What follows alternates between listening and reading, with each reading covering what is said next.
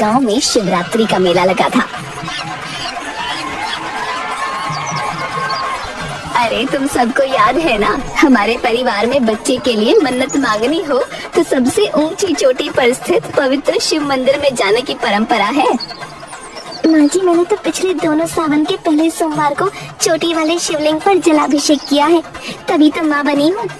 हाँ देख, पिछली बार शिवरात्रि पर यमुना ने जलाभिषेक किया, अब वो भी पेट से है। माँ जी, मेरे महादेव सबकी गोद भरते हैं। सब घर आ जाते हैं। अगली सुबह मुझे तो महादेव ने 3 साल में 3 बेटे दिए, पर तुम तीनों एक कुलदीपक न ला पाए। एक कुलदीपक तुम लोग ले आते तो चिंता कम हो जाती। सरस्वती को भी लल्ली ही हुई है। माँ जी, इस बार मुझे लल्ला ही होगा। अरे रहने दे यमुना, शिवरात्रि पर जलाभिषेक के साथ शिव के 108 पाठ किए बिना पानी भी न पीती। महादेव मुझे भी लल्ला देंगे। क्यों नहीं गंगा, तुझे शर्म ना आवे? सबसे बड़ी है तू। तेरी शादी को 8 साल हो गए, पर तू एक चिड़िया भी पैदा न कर पाई। अम्मा, दवाइयाँ ले रही हूँ, जल्दी ही आप दादी बन जाएंगी। अरे अधर्मी, अब महादेव की शरण में जा, इस शिवरात्रि तेरी गोद भी भर जाएगी। सच कहती है माँ जी, अब मैं भी इस बार शिवरात्रि की चोटी वाले मंदिर पर जाऊंगी। पर दीदी, इस बार तो सरकारी घोषणा है कि वहाँ जाने में खतरा है। गंगा दीदी पहले ही सासू माँ की बात मान लेती। 8 साल हो गए, अब जाने का ढोंग कर रही है। अम्मा जी, पहाड़ पर जाना खतरे से खाली नहीं होता, इसलिए ना जाती। सबसे बड़ी होने के बाद भी बांझ है, फिर भी तुझे अपनी जान की लगी है। अरे अम्मा जी, न जाने बड़ी भाभी कौन से कुकर्म करके आई है पिछले जन्म में, इसीलिए भोग रही है। गंगा अपने पति सुदेश से, सुनिए जी, मेरी रिपोर्ट ले लीजिएगा, आज मैं मंदिर जा रही हूँ, देर हो जाएगी, डॉक्टर ने बुलाया है। गंगा जल्दी सुबह उठकर पहाड़ की तरफ जाने लगती है। तेज बारिश हो रही थी। गांव की चची, क्यों री गंगा, कहाँ जा रही है? शिवरात्रि पर इतनी बारिश, मानो भोले बाबा ने गंगा को जगह से खोल दिया हो। अरे चची, अम्मा की बात ना मानकर बड़ी गलती की मैंने। देखो ना, मेरी दोनों देवरानियों को बच्चे हो गए, पर मैं अभी तक लल्ला का इंतजार कर रही हूँ।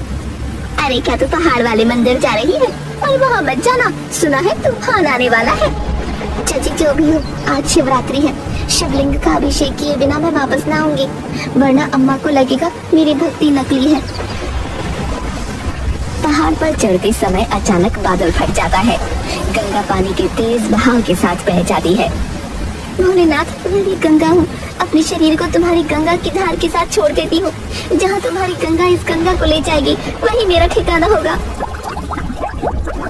सर पर चोट लगने के कारण गंगा की याददाश्त चली जाती है। पहाड़ पर बादल फटने की खबर जब शकुंतला के घर पहुँचती है। देखो बाबा ने क्या कर दिया, आज ये गंगा प्रभु के चरणों में गई और उन्होंने उसे अपने चरणों में ले लिया। हाय राम, न जाने गंगा दीदी का क्या हुआ होगा। ये क्या हो गया माँ? ये देखो, गंगा की रिपोर्ट आ गई है। वो गर्भवती थी, उसे तो ये खुद भी नहीं पता था। भैया, दीदी सबके ताने सुनकर टूट गई। मुझे विश्वास है गंगा जीजी के गर्भ से ही इस घर का कुलदीपक जन्म लेगा। रहने दे यमुना, सावन का महीना है, प्रभु ने उसकी रक्षा के बदले उसे बहा दिया। मतलब साफ है, गंगा बड़ी पावन थी। माँ जी, आप चिंता न करिएगा, इस घर का कुलदीपक तो मेरी कोख से जन्म लेगा। नदी के पानी के साथ बहती हुई गंगा हरिद्वार पहुंच जाती है। उसका सिर चट्टानों से टकराने की वजह से वो अपनी याददाश्त खो बैठती है, जहाँ उसे एक साधु मिलता है। तुम कौन हो बेटा? लगता है तुम्हारी याददाश्त खो गई है। तुम्हें चिंता करने की कोई जरूरत नहीं, पास में ही मेरा अनाथ आश्रम है। भोले बाबा की पूजा में लग जाओ, बाबा तुम्हारा उद्धार करेंगे।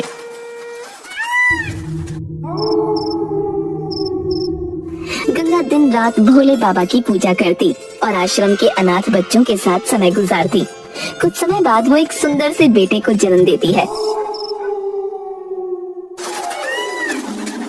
3 साल बाद शिवरात्रि को गंगा का पति शिव दर्शन के लिए हरिद्वार आता है और आरती के समय उसे अचानक गंगा दिख जाती है। जय भोले बाबा की। गंगा, गंगा सुनो, तुम गंगा ही हो ना? मैं कब से तुम्हें ही ढूंढ रहा हूँ, सालों से तुम्हें ढूंढ रहा हूँ, मेरी बात सुनो। लेकिन गंगा उसे पहचान नहीं पाती और उसके मुंह पर एक जोरदार थप्पड़ मारकर भीड़ में खो जाती है। सुदेश वापस आकर अपनी माँ को ये बात बताता है। सब गंगा को ढूंढने की कोशिश करते हैं पर गंगा कहीं नहीं मिलती। बेटा भूल जा गंगा को, तूने गंगा को नहीं देखा, तुझे कोई शक हुआ होगा। अगर वो जीवित होती तो अब तक घर न वापस आती। मैं जानती हूँ मैं ही हूँ तेरी अपराधी, मुझे माफ कर दे बेटा, तू दूसरी शादी कर ले।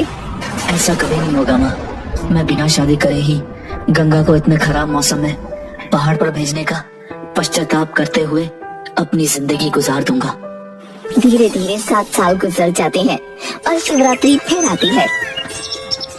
ओम नमः शिवाय, ओम नमः शिवाय। माँ, तुम हर समय अपने चेहरे को ढककर क्यों रखती हो? न जाने क्यों बेटा, मुझे भोले बाबा के सिवाय कुछ देखने का मन नहीं करता, इसलिए हमेशा अपना चेहरा घूंघट से ढककर रखती हूँ। भोले बाबा की पूजा क्यों करती हो? उन्होंने तो हमें सबसे अलग कर दिया। ऐसा नहीं कहते बेटा, भगवान जो करता है उसके पीछे बड़ी लीला छुपी होती है। भोले बाबा तो बहुत भोले हैं, वो जो करेंगे अच्छा ही करेंगे। इसका मतलब है भोले बाबा की पूजा मैं भी कर सकता हूँ। मैं भोले बाबा से जो मांगूंगा क्या वो मुझे दे देंगे? हाँ हाँ क्यों नहीं, सच्चे मन से जो मांगता है भोले बाबा उसे सब कुछ दे देते हैं। गंगा का बेटा भी गंगा के साथ रोज भोले बाबा की आराधना करने लगता है। दूसरी तरफ शकुंतला के घर सिर्फ लड़कियों का ही जन्म होता है। हे महादेव, हमसे क्या भूल हो गई जो तूने घर में बस कन्याएं ही दी, कुलदीपक नहीं भेजा। हमारे बाद हमारा नाम लेने वाला कौन होगा? माँ जी, मुझे तो डॉक्टर बता चुका है कि अब बालक ना होगा।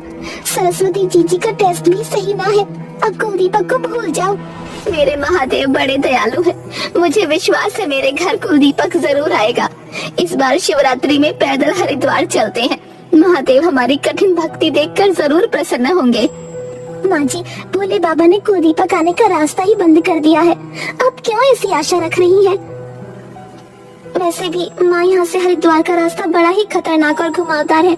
फिर हरिद्वार के लिए डायरेक्ट ट्रेन जाती है। सब गंगा को सताने का नतीजा है। बहू गंगा को जबरदस्ती भेजने का पाप धोने तो मुझे पैदल ही जाना होगा।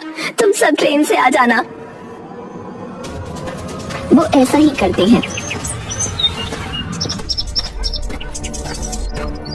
शकुंतला को रास्ते में बाधाओं का सामना करना पड़ता है।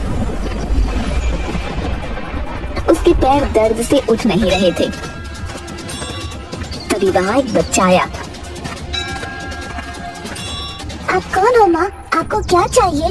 बेटा जरा पानी तो पिला दे, मुझे बस सामने दिख रहे शिव मंदिर तक जाना है, क्या तू मुझे ले चलेगा? बच्चा उसे पानी पिलाता है और सहारा देकर मंदिर तक ले आता है। जैसे ही वो शिखर पर पहुंचे, मूसलाधार बारिश शुरू हो गई। पहाड़ों पर जब बारिश आती है तो बहुत खतरा होता है माँ जी। कई बार बादल भी फट जाते हैं। आप मंदिर के अंदर चली जाइए। लेकिन मैं तो हिल भी नहीं सकती बेटा, भला अंदर कैसे जाऊं मैं? बच्चा शकुंतला को सहारा देते हुए अंदर ले आया। शकुंतला भगवान शिव से प्रार्थना करने लगी। भोले बाबा, अब और परीक्षा ना लो, मुझे मेरी बहू लौटा दो। बिना गंगा के और नहीं जी सकती, मेरी आत्मा मुझे धिक्कारती है। ओम नमः शिवाय, ओम नमः शिवाय, ओम नमः शिवाय। बारिश रुक गई और आकाश में एक सुंदर इंद्रधनुष दिखाई दिया। तभी एक आवाज आई। दीपक, तू यहाँ बैठकर मंत्र पढ़ रहा है? कब से तुझे ढूंढ रही हूँ। चल बाबा का अभिषेक कर। बेटा आज शिवरात्रि है, तेरे बिना मेरी पूजा कहाँ पूरी होती है? गंगा, ये तो मेरी गंगा की आवाज है। मेरी गंगा, तू यहाँ? मैं तेरी सास, मुझे माफ कर दे बहू, मुझे माफ कर दे। गंगा का ढका हुआ चेहरा देखकर उसे पहचान नहीं पाती। गंगा दीपक का हाथ पकड़कर शिवरात्रि का अभिषेक करने चली जाती है। दीपक, तू हर अजनबी के साथ इस तरह बातें मत किया कर। तुझे पता है ना, लोग बच्चों को पकड़कर ले जाते हैं। तुझे कोई ले गया तो मैं तुझे कहाँ ढूंढूंगी रे? लेकिन माँ, वो दादी तो बहुत अच्छी थी, वो तो मुझे प्यार कर रही थी।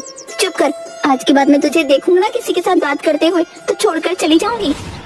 दूसरी तरफ शकुंतला दीपक के लिए अपने मन में लगाव महसूस कर रही थी। न जाने इस औरत और इसके बेटे से अजीब सा मोह क्यों लग रहा है। लगता है जैसे मेरे ही कोई अपने हैं। उन दोनों के बारे में सोचती हुई शकुंतला जैसे ही खड़े होने की कोशिश करती है, उसका पैर फिसल जाता है। वो लुढ़कती हुई गंगा और दीपक के पास पहुंच जाती है। गंगा उसे गिरते हुए देखकर तुरंत सहारा देती है। गंगा का घूंघट उसके चेहरे से हट जाता है। अरे गंगा, मैं जानती थी तू मेरी गंगा ही है। मुझे पहचान, देख मैं तेरी अम्मा जी हूँ। मुझे माफ कर दे बेटा, मुझे अपनी गलती का पता चल गया। गंगा को कुछ भी याद नहीं आता। अचानक मंदिर के घंटे जोर जोर से बजने लगते हैं। अभिषेक के पानी से गंगा का पैर फिसलने लगता है। गंगा का सर जोर से शिवलिंग से टकराता है। गंगा अपने आप को बचाने के लिए शिवलिंग को पकड़ लेती है। अचानक उसे सब कुछ याद आ जाता है। माँ, अब आ गई माँ। देखो दीपक, देख तेरी दादी तुझे लेने आ गई।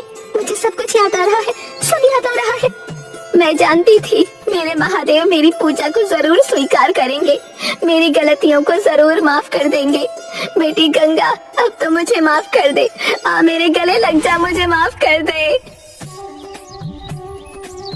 माँ, कैसी हो आप माँ? ये लो संभालो अपना कुलदीपक।